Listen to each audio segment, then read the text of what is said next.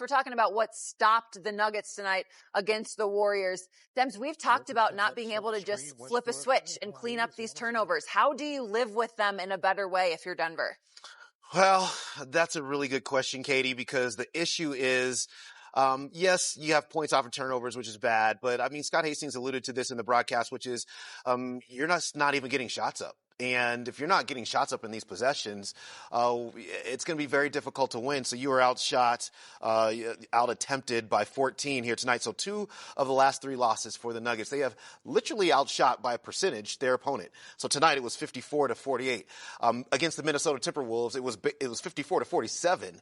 But the Timberwolves took 25 more shots than you did, and so their margin of error is a lot wider. Plus, that evens out the disparity in shooting percentage as well. Maybe by taking care more of the offensive glass, maybe by just being a little less careless with some of the live ball turnovers, because even if you're talking about, what do you have, 26 turnovers today, let's call it 17, and you got 9 more possessions to be able to do something with, maybe that helps as well. So they're going to have to mitigate that somehow. Steph Curry and Nikola Jokic did what their teams needed them to do tonight. Nikola Jokic, a Sombor double, 33 points, 12 rebounds, 9 assists. Very efficient from the field, 13 of 17. Really started launching from deep in the second half, hit 4 threes. And then Steph Curry got hot and was unstoppable at moments within this game, 36 points from him. What did you see from these two players in terms of helping their team be successful? Yeah, Nikola Jokic made a lot of shots, super efficient. I think you just said that. We figured that he would be in the paint, right? I mean, we figured that this would be a mismatch that the Nuggets could exploit. And in fact, they were able to in the first quarter. And then in the third quarter, he started standing out there. All 4 of his 3-point makes came in the third quarter. He was 4 for 6, in that period from the 3-point line. But when you're talking about Nikola Jokic versus the Golden State Warriors, this is about all they can do to muster up to even slow him down a little bit. I mean, he's just too big, too crafty, too strong, too smart, all the twos. Against this team. And so, what he really needed was a couple of support players during the actual meat of the game when it was in balance, when it was there to be had, to be with him. And he just didn't really get that until maybe mid to late fourth quarter when they were trying to rally. Time now for our Toyota game recap. We'll go back to the beginning. It's a very good place to start. Michael Porter Jr. being back in this game, defend, rebound, run, seemed like a pretty good play for the Denver Nuggets. That's a good way to start. Yes. First lead of the game with that Michael Porter Jr. lay-in, and then Nikola Jokic spin cycle up and into Aaron Gordon. Getting buckets in the Bay. Westbrook from Jokic right here. Sorcery. Jokic is a magician. Yeah, he really is. And nice little cut here by Westbrook as well. And, he gets a little puts the layup in. Warriors in the non-Nikola Jokic minutes, they go on a 9-0 run. Denver turns it over. Jimmy Butler converts it with this lay-in right here. Turnovers, a story of this game for the Denver Nuggets. Have to find a way to take better care of the basketball.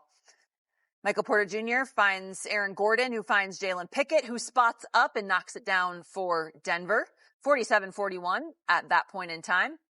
Crazy Steph Curry doing Steph Curry things. You're trying to contest, doesn't matter. Yeah. I mean, he's the greatest shooter for a reason, and he just started to really heat up over the course of the game. Yeah, we'll run it back right here, too. Feels Michael Porter Jr. behind him, shoots it, thinks he gets fouled, but again, doesn't matter. Steph Curry knocks it in. We'll head to the second half now, where Nikola Jokic came out firing from the 3-point line, looking very aggressive. If he's going to get double-teamed inside, he's just going to avoid the double team. Yeah. Knock it down from deep. Yeah, it was kind of bombs away for Jokic here at the beginning of that third quarter. Offensive rebound for the Warriors. Steph Curry, corner 3. And these are the things that really started cropping up against the Nuggets. Those offensive rebounds being cashed in along with those turnovers. Paint 3. Jokic drives in, draws the defense. Jalen Pickett spotting up from the corner. Answers right there on that make. Podziemski had been hot for the Warriors the past couple games. Spots up, knocks that down. Finished with 26 points. Michael Porter Jr. from deep, trying to keep the Nuggets alive in this game late. Transition, fast break. Again, when you defend, you're able to get out and run. 3-on-2. Jokic finds CB, who finishes through the contact. He's one of the best in the business at doing that. Nuggets still trying to fight to stay in this one, but Steph Curry had something else to say. Makes that, gets the foul. Denver isn't going to be able to come back at that point. Let's get to our Chevy post-game stats for you right now. Nuggets shot better percentage-wise from the field. You mentioned this, Demps. The Warriors, 16 made threes, which for them, that feels like a reasonable number. Nuggets out-rebounded the Warriors. The assists were better. Those turnovers are what is detrimental to your success. Yeah, I mean, that's just a huge disparity in that and those numbers for this game here today. You sent the Golden State Warriors to the free throw line 18 times. They made 16 of them as well. So just like they got more shots than you, and they made more shots than you as a result in this basketball game, even as you outshot them in a lot of these percentage-wise in some of these areas. So look, the task for the Nuggets is pretty simple, and we're not going to nobody's going to ask them to cut the turnovers completely or all of a sudden become great low mistake team. That's probably not what's going to happen. But what they have to be able to do is keep that number below 20. It's got to be below 20 every single game. And if that can be below 20, gives yourself a chance at extra possessions, which maybe you can cash in there for some sort of points. And then on the offensive rebounding as well, 11 of those for 18 points is what Golden State has. When you're able to get stops. And I will say this about the Nuggets defense. I think 5-on-5, it's not bad. I think 5-on-5, it's not bad. But when you give up the second chance points and the live ball turnovers, that 48, it pushes it up to 48%. They probably shot like 44% in a 5-on-5 sense in this game. So find a way to make your good 5-on-5 defense stand up. All right, let's hear Vic's final thoughts now, brought to you by Jackson Family Wines. What a rough week of basketball for the Denver Nuggets. 3-game losing streak now. They've only done that once this season, and that happened back in January. What happened in this game? Well, they come out hitting everything. 44 points in the first quarter. They had a 10-point lead going into the second. They gave way to the bench, and the bench, they did nothing. The momentum was buried, and the Nuggets could never get it back. They scored 16 points in the second, started coughing up the ball in the second half, and it results in another L. First time they've lost to this Golden State team, by the way, in 9 straight games. The last time they lost in this building was 22, the year 2022, in that first-round playoff series. I'll never forget it. That was the game that ended the playoff run for the Nuggets, and Golden State, of course, eliminated them in 5 games. So what now? Well, you got to worry about the play-in. The play-in is in play, folks. The Nuggets are now only a game in front of the 7th seed in the Western Conference. The 2 seed, that's bye-bye. The 3 seed is still an option, but they'll have to go at least 4-0, 3-1 for that. A lot is happening right now. You hope the Nuggets can turn it around when they return home Sunday night against Indiana. Here are the current standings. Nuggets in 4th, Lakers above them, Golden State in 5th, and everything else falls in line after that. Yeah, so I think the Nuggets have to be worried about this, Golden State catching them. I think what today did in terms of that Lakers 3 seed is make it very, very difficult. Game in hand, game behind in the loss column, and a tiebreaker. That's what the Lakers have over you for that 3rd seed, unless they're going to lose all the games. And look, after the Pelicans, they have 2 consecutive games against Oklahoma City Thunder, so it's not a cakewalk for them either. But what Golden State just did today was creep closer to you in the 4th seed. And I think what you would love to have home court in the first round. That's what you would love to have. So, it's what's at stake is a lot for the Nuggets. Well, in the Nuggets locker room is Vic Lombardi with Aaron Gordon. Put 44 on the board in the first quarter. How did this game get away from you? 5 minutes.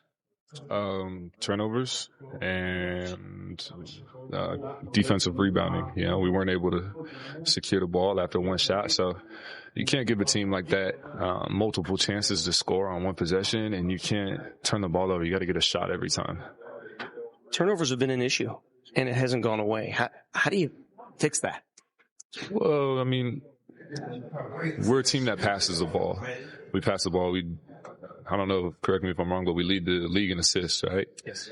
So if you're going to pass the ball, you're going to turn the ball over a little bit more. But, just to be stronger, be a little bit more secure with the ball. And then when we're in transition, we need to convert. When do you allow yourself to start looking at the standings and possible matchups and where you end up? Are you doing that already? Not really. We just want to get guys healthy. And we just want to be playing the best brand of basketball that we can possibly be playing, come playoff time. So, that's it. 4 games left. Is there enough time to do that? Yeah, absolutely. Good luck Sunday against Indiana. Appreciate it. Appreciate it. Take care of the ball rebound. And then defensively, we just didn't have enough discipline to guard that team with all their ball movement, body movement. Steph Curry obviously got off tonight. The first time this year in our 3 head-to-head meetings that he's gotten off.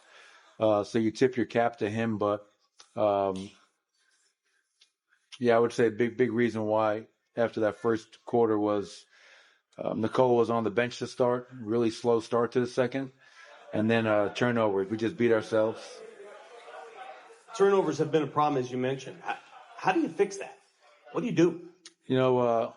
We don't practice a whole lot, so we try to watch film. We try to prepare our players in terms of how they're going to be guarded. And I can promise you that I told our players this morning, this afternoon, pregame, halftime, and just now, that since the trade, they have the number 1 defense in the NBA. They lead the league in steals per game. They lead the league in points off turnovers in that stretch. And they had 14 steals tonight. Playing in a crowd, bad passes, not fully understanding who you're playing against and what their defensive game plan is, and just careless mistakes over and over and over again. And they took 88 shots tonight. We took 74. That happens very often where you look at the field goals attempted differential. We're on the losing end. It's the possession battle. And through the turnovers that were giving them an extra possession and the rebounds giving them an extra possession, we're just getting our butts kicked in the possession battle right now. You said it a couple weeks ago. The play-in is in play. There are 4 games left. Where's your desperation level right now? Yeah, I've been saying that for a while. And I think people think I'm probably crazy. I think our players think I'm crazy.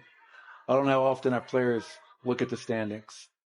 I don't know how often our players fully understand head-to-heads, tiebreakers, those types of things. I don't think they understand the strength of our schedule compared to some of these other teams that are behind us and how well some of these teams are playing. So where we wind up is where we wind up. Hopefully we can find a way to play like it's only 4 games to go on Sunday against Indiana. You mentioned it before the game. The biggest thing now is you got to get healthy. I mean, it's still, you played 8 games, and you still have only got your starting unit playing 22 of them. Yeah, and I don't know when Jamal is going to be back. So, we can't rely upon that as an excuse. Hey, we're trying to get our starters healthy. If you're healthy, go out there and play better. I got to coach better. We got to play better. We all have to be better. Obviously, not having Jamal is a big loss for us with how well he's played. But that's how it goes sometimes. If players are out, we've lost 3 games in a row. And we just got to fight through it, play with more urgency and just play a little bit harder and a lot more disciplined. Thank you, Coach. Appreciate it, everybody. Okay, let us discuss then. Jamal Murray, you have said a couple times now, take whatever time you need to get right before the playoffs. Yep. But how do you balance? How do you prioritize? Okay, our starting group has not had significant amount of games together. We would love to see them together for a couple more games. And standings. Now it comes down to we need you healthy for the playoffs, but this will be the first real look we get at this team being whole. Do you see all the dilemmas? There's a web. Yeah, it really is. I mean, it's a nuanced thing. It really is. And, it really just begins with the player, what type of injury it is, and, how severe that was. And what it appears is it's fairly significant here, the hamstring injury for Jamal Murray. And so the thing about a soft tissue injury like that is you can't put the pressure on the player to come back, or because if he has a setback, now he could be gone for a real extended period of time, and that could extend into the playoffs where you really need him. So I think when a player like that is out, what you have to kind of do is everybody has to kind of buckle, tighten it up even more, So if you were going to make this pass when he was here, don't make this pass today, because you have to value that possession even more, because you don't have a player like Jamal Murray who can quite frankly bail you out of bad possessions if you still have the ball, and just catch fire and all of a sudden maybe bail you out of a bad half quarter or something like that. So, it requires, I think, a lot more discipline within the game to overcome the loss of a player like that. And then you just got to cross your fingers that a guy as important as Jamal Murray can, find his way back to the lineup soon. You got to figure out something different with those non-Nikola Jokic minutes too, because that was the time where Jamal would take over and score. And whether that's Michael Porter Jr. or Aaron Gordon, you need somebody to produce during that time. And maybe Julian Strawther, as he continues to work his way back in and get more minutes, can help out in that respect. Yeah. All right, we're going to take another break here on Nuggets Postgame Live. Let's go back to the Bay right now at the Chase Center. Hear from Nikola Jokic with Vic Lombardi. Nikola, everything looked so easy in the first quarter and then so darn hard after that. What happened? They changed the rhythm of the game, and they even I think it wasn't easy. Maybe we were just making shots. We were quicker to the ball. Winning maybe 50-50, running, making stops, rebound, and after that we were not organized. We had 20-something turnovers. It's really hard to win on the road like that. You mentioned the turnovers, so did AG. It's been a problem. Can it be fixed before the playoffs? It's not fixed last 2 years. I think we have a problem. Not 2 years, but on and off. So, we're passing the ball, so that's our play style. So we just need to be a little bit more cautious, let's say like that. Third quarter, you came out shooting a lot of threes. Is that the way they were guarding you, or were you just trying to get you guys energized? It seemed it was just there, and the ball was going in, so why not? So it was just something that it was there. I don't know if you look at the standings, you probably don't, but things are tight, 4 games to go. Do you have a place you want to end up? Does it matter for you, or you just want to be playing your best basketball? Just playing best basketball. That means we're going to be up if we're going to play best basketball. But hopefully we can do much better job in last 4 games. Nico, was this a case tonight of not only Steph, but Brandon Pajemski was hard to guard tonight? He made last night 8 threes, so he's playing really good for them, and he's finding his rhythm. Thanks, Nikola. Thank you, guys. Appreciate it. There were a couple times that Nikola Jokic was visibly frustrated on the bench during this game. How do you alleviate some of that frustration if you're a teammate of his? Well, I think that what's happening around him, he thinks the game so well, and he understands how things should be looking out there on the basketball court. I think he looked around today and just didn't see it. He just didn't see people in the places they were supposed to be, plays that were being careless plays that were being made. You get into that second quarter where they only scored 16 points, and he's sitting on the bench for a lot of that, and he's probably wondering, okay, well, hold on. This was a 44-34 lead at the end of the first quarter, and now we're doing all the things that are getting us beat here in the second quarter. And so, with players that are legends like that, there's only so much bandwidth for mistakes around them before they start getting really irritated. He probably lived in that space a little bit tonight, and quite honestly, I don't blame him. 4 games remaining, folks. That's it. It's a good chance to get yourself right. It's a good test. Yeah. It is an opportunity, to say the least. What are your thoughts on these final 4? Okay, let's just take the Pacers right off the top. The Pacers are another team that really relies on disruptive defense, ball deflection, steals, and turnovers to get themselves into their own very high-paced game. So your ability to take care of the ball will be tested again in that basketball game. The Kings are trying to just not fall out of the 10th spot in the play-in standings, and so they're going to fight as hard as they possibly can. But obviously, that's a winnable game for you, especially if Jamal Murray's back at that point in time.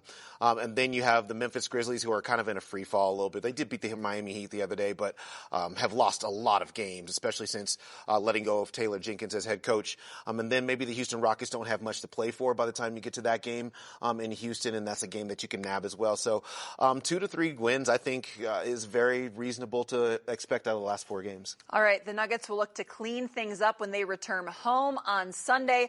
They take on the Indiana Pacers. That's going to do it from the Altitude Studios, where we cover the Denver Nuggets falling to the Golden State Warriors 118-104. Nikola Jokic had 33, but it wasn't enough against Steph Curry, who finished with 36. We'll have your coverage on Sunday. It'll start at 5:30 p.m. right here on Altitude. For Chris Dempsey and our entire crew, I'm Katie Wingy saying good night. We'll see you Sunday.